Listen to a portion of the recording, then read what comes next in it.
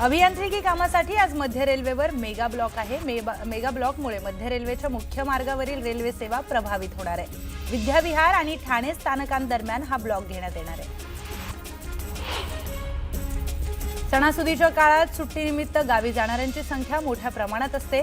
दिवाळी आणि छठपूजेनिमित्त देखील गावी जाणाऱ्यांच्या प्रवाशांची संख्या मोठी आहे। त्यामुळे मध्य रेल्वेनंतर आता पश्चिम रेल्वेने विशेष गाड्या सोडण्याची घोषणा केली आहे। मुंबई पुणे महामार्गावरील वाहतूक धीम्या गतीने सुरू आहे। दिवाळीच्या सुट्टीमध्ये बाहेर पडलेल्या वाहन चालकांना आजही मनस्ताप सहन करावा लागतोय। वाहनांची वाढती संख्या आणि वाहतूक कोंडीमुळे प्रवासी हैराण झालेत। सणासुदीच्या काळात रेल्वे प्रवाशांमध्ये अनावश्यक गोंधळ आणि भीती निर्माण करणाऱ्या फेक न्यूज आणि दिशाभूल करणाऱ्या व्हिडिओंविरोधामध्ये रेल्वे प्रशासनाने आता कडक भूमिका घेतली आहे। रेल्वेशी संबंधित जुने आणि वस्तुस्थिती नसलेले व्हिडिओ पसरवणाऱ्या 20 पेक्षा अधिक सोशल मीडिया हँडल्सची ओळख पटवून त्यांच्यावर गुन्हा दाखल करण्यात आलाय। देशातील अव्वल विमान कंपनी असा लौकिक असलेल्या इंडिगो कंपनीच्या ताफ्यामध्ये आणखी 30 नवीन A350 ही आलिशान विमानं खरेदी करण्याचा निर्णय घेण्यात आलाय। विशेष म्हणजे त्यांचं इंजिन हे रोल्स रॉयल्स या प्रख्यात कंपनीचं असणार आहे। एअरबस कंपनीची A350 या प्रकारातील विमानं अतिशय प्रशस्तही असतात। पंतप्रधान किसान सन्मान निधी योजनेचा बहुप्रतिष्ठित 21वा हप्ता आता लवकरच येणार आहे। दिवाळीनंतर थेट शेतकऱ्यांच्या बँक खात्यामध्ये 2000 रुपये जमा होतील। स्मार्टफोन वापरणाऱ्या सर्वांचंच व्हॉट्सअप अपर्यायी साधन झालं आहे। वाटेल तेव्हा किंवा वाटेल तितके मेसेज लोक एकमेकांना पाठवत असतात। त्यामध्ये मग टेक्स्ट मेसेज, फोटो, व्हिडिओ किंवा लिंक्स, फाईल्स शेअर केल्या जातात। मात्र आता या सगळ्या स्वातंत्र्यावर बंधनं येऊ शकतात, कारण व्हॉट्सअपने मेसेज पाठवण्याच्या संख्येवर निर्बंध आणण्याची तयारी दाखवली आहे। व्हॉट्सअप आता मेसेजवर मंथली लिमिट आणणार आहे। पुणे महानगरपालिकेतील कर्मचाऱ्यांना हजारो रुपयांचा बोनस जमा झालाय। कंत्राटी कामगारांनाही पगार वाढवून मिळालाय। पण अशी स्थिती असताना परिमंडळ मधील 165 कंत्राटी सुरक्षा रक्षकांना बोनस देण्यात आला नाही। त्यातील 65 जणांना वेतन अजून मिळालं नाही। त्यामुळे हे कर्मचारी हवालदिल झाले।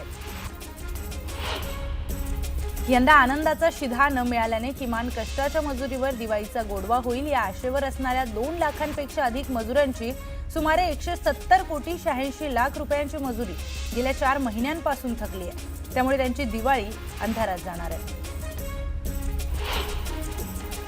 अन्न व औषध प्रशासनातर्फे राज्यामध्ये सण महाराष्ट्राचा संकल्प अन्न सुरक्षिततेचा हे विशेष तपासणी अभियान राबवण्यात येत आहे। या अभियानांतर्गत हॉटेल्स, कॅन्टीन्स अशा तब्बल 3485 विविध अन्न आस्थापनांची तपासणी करण्यात आली।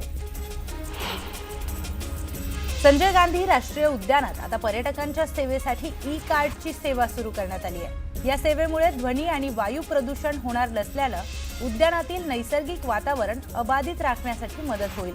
विशेष म्हणजे या ई बग्गीचं सारथ्य येथील आदिवासी पाड्यात राहणाऱ्या महिलांकडे देण्यात आलंय। छत्रपती संभाजीनगरमधील जिन्सी परिसरातील स्टार हाइट्स या अपार्टमेंटमधील टेरेसवर अनधिकृत बांधण्यात आलेल्या 2 खोल्या आणि बाथरूम पालिका अतिक्रमण विभागाने जमीनदोस्त केला। एका प्लॉट धारकाने टेरेसवर जाऊन 2 रूम आणि बाथरूम बांधकाम करून वापर सुरू केला होता। तर नागरिकांच्या तक्रारीनंतर मनपाच्या अतिक्रमण पथकाने हे अतिक्रमण पाडले। कोल्हापूर जंगलातील हत्तीची धरपकड तातडीने थांबवा आणि या हत्तींचं संवर्धन करा अशी मागणी करणारी जनहित याचिका उच्च न्यायालयामध्ये दाखल करण्यात आली आहे। या याचिकेची दखल घेत न्यायालयाने राज्य शासनाला सविस्तर माहिती सादर करण्याचे आदेश दिले।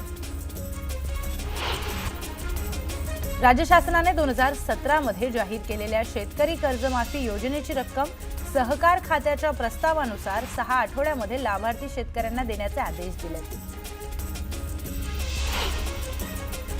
राज्यामध्ये सप्टेंबर मध्ये झालेल्या अतिवृष्टी आणि पुरामुळे बाधित 23 जिल्ह्यातील 33,65,544 शेतकऱ्यांना मदत जाहीर करण्यात आली आहे। तर 27,59,745 हेक्टर क्षेत्रावरील बाधित पिकांच्या मदतीसाठी 3,258 कोटी 56 लाख इतका निधी वितरित करण्यास शासनाने मान्यता दिली आहे। दिवाळी म्हटलं की फराळ आलाच। रेडीमेड फराळाच्या पदार्थांना मोठी मागणी असते। महागाईमुळे फराळ महागला असला तरी चिवडा, चकली याला अधिक मागणी आहे। दुकानात मिळणाऱ्या फराळाच्या किमतीमध्ये गेल्या वर्षीच्या तुलनेमध्ये 15% इतकी वाढ झाली आहे. दिवाळीचा उत्साह शिगेला पोहोचलाय. अशातच मिठाई आणि फरसाण दुकानांमध्ये ग्राहकांची गर्दी पाहायला मिळते. तर यंदा मिठाई आणि फरसाणच्या दरामध्ये 10% वाढ झाली आहे. दसऱ्यानंतर आता पुन्हा एकदा दिवाळीला दादरचं फुल मार्केट बहरलंय. पुढील 7 ते 8 दिवस फुल मार्केट ओव्हरफ्लो असणार आहे. तर लक्ष्मी पूजनासोबतच पाडव्यासह नरक चतुर्दशीला शेवंती आणि झेंडूची फुलं अधिक दराने विकली जाणार आहेत. शेवंतीला तब्बल 400 रुपयांचा भाव मिळालाय, तर झेंडूची मिजाज 200 वर थांबली आहे. दीपावलीची सुरुवात झाल्यानंतर दुसऱ्याच दिवशी पंढरपूरमधील चंद्रभागा घाटावर दीपोत्सव साजरा करण्यात आला. चंद्रभागा घाटावर तब्बल 10,000 दिवे लावण्यात आले होते. गेल्या 25 वर्षापासून हा दीपोत्सव साजरा करण्यात येतो. भिवंडी तालुक्यातील खारबाग या गावामध्ये श्री कालिका माता दीपोत्सवाच्या निमित्त शिवमंदिर तलाव किनाऱ्यावर 8,000 दीप प्रज्वलित करण्यात आले. यावेळी किनारा, 12 ज्योतिर्लिंग आणि लुप्त होणाऱ्या मैदानी खेळांना उजाळा देण्यात आला. उल्हासनगरमधील हट्री या दिवा पणतीने सिंधी बांधव दिवाळी साजरी करतात. त्यामुळे हट्रीला उल्हासनगर शहरामध्ये दिवाळीत विशेष मागणी असते. सिंधी समाजाने फाळणीपूर्वी पाकिस्तानच्या सिंध प्रांतात असलेल्यापासून ही परंपरा जपली आहे. मुंबई विमानतळावरील कामगारांची दिवाळी दणक्यात साजरी होणार आहे. या कामगारांना दिवाळीसाठी 35,000चा बोनस मिळणार आहे. लोडर, ड्रायव्हर, क्लीनर या कामगारांसाठी 35,000 रुपये व व्हाईट कॉलर कामगारांना एक बेसिक वेतन दिवाळी बोनस म्हणून देण्याचा निर्णय घेण्यात आला आहे.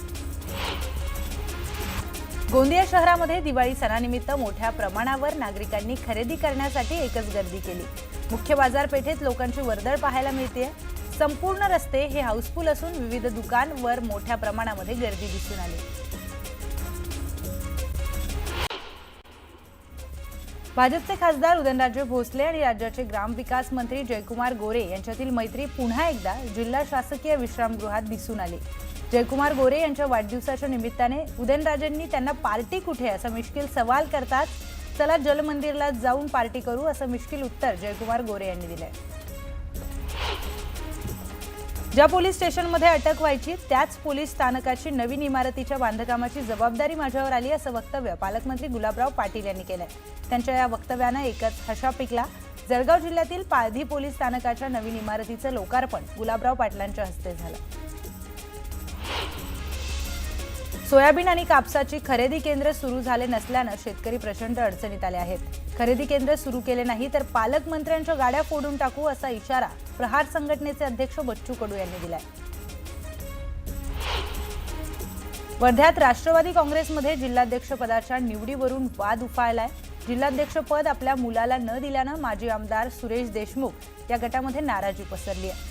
वर्ध्याच्या जिल्हाध्यक्षपदी अतुल वांदिले यांची नियुक्ती करण्यात आली. हिंगोली शहरात राष्ट्रवादी काँग्रेस शरद पवार पक्षाच्या पदाधिकारी कार्यकर्त्यांची आढावा बैठक पार पडली. आगामी स्थानिक स्वराज्य संस्थांच्या निवडणुकीच्या पार्श्वभूमीवर या बैठकीमध्ये चर्चा करण्यात आली आहे. माजी मंत्री जयप्रकाश दांडेगावकर यांनी या बैठकीमध्ये मार्गदर्शन केलं. राष्ट्रवादी काँग्रेसच्या मेघा भागवत यांनी राज्यसभा खासदार सुनेत्रा पवार यांची धावती भेट घेतली. या भेटीवेळी युवा नेते पार्थ पवार आणि प्रशांत भागवत हेही उपस्थित होते. या भेटीमुळे मावळ तालुक्यातील इंदोरी वराळे जिल्हा परिषद गटामध्ये राजकीय समीकरणांची आणि नव्या घडामोडींची चर्चा रंगली.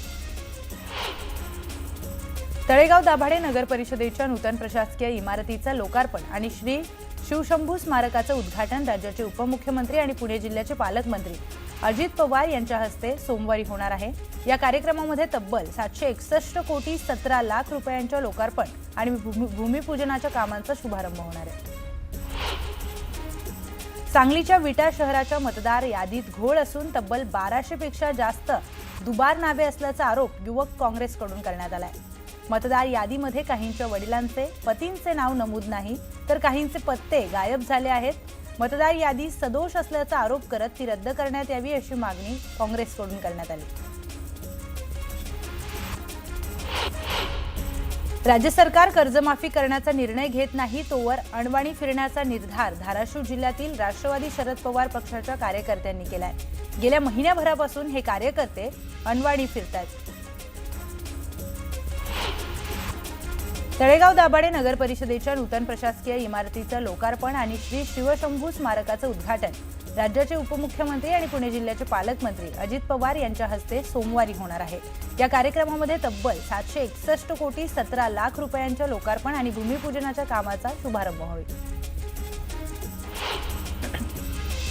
शेतकऱ्यांना सरसकट कर्जमाफीची अंमलबजावणी व्हावी या मागणीसाठी देहूमधील राष्ट्रवादी काँग्रेस पक्ष, शरदचंद्र पवार गट आणि वारकरी आध्यात्मिक आघाडीच्या वतीने देहूमध्ये लाक्षणिक उपोषण आंदोलन आयोजित करण्यात आले आहे। या आंदोलनामध्ये आमदार रोहित पवार आणि वारकरी आघाडीचे राज्य प्रमुख हभप दत्ता महाराज पाटील सहभागी होणार आहेत। अमरावती जिल्ह्यातला शेतकरी अद्यापही मदतीपासून वंचित आहे। शासनाने दिवाळीपूर्वी अतिवृष्टीग्रस्त शेतकऱ्यांच्या खात्यामध्ये मदतीची रक्कम जमा होईल अशी हमी दिली, पण अद्यापही मदत मिळालेली नाही। शहापूर तालुक्यातील चरीव, अष्टे, आदिवली या ग्रामीण भागाला पावसाने चांगलंच झोडपून काढलंय। वादळी वाऱ्यासह झालेल्या पावसामुळे इथे मोठं नुकसान झालंय। शेतात कापून ठेवलेल्या भात पिकांचंही नुकसान झाल्यानं शेतकरी हवालदिल झालाय। बांद्यातील कास, मडुरा आणि सातोसे या गावांमध्ये ओंकार हत्तीने धुमाकूळ घातलाय। वारंवार तक्रारी करूनही वन विभाग ठोस हालचाली करत नसल्यानं मात्र शेतकरी हतबल झालाय। त्यामुळे संतप्त शेतकऱ्यांनी मंगळवारपासून शेतामध्येच आंदोलन करणार असा इशारा दिलाय।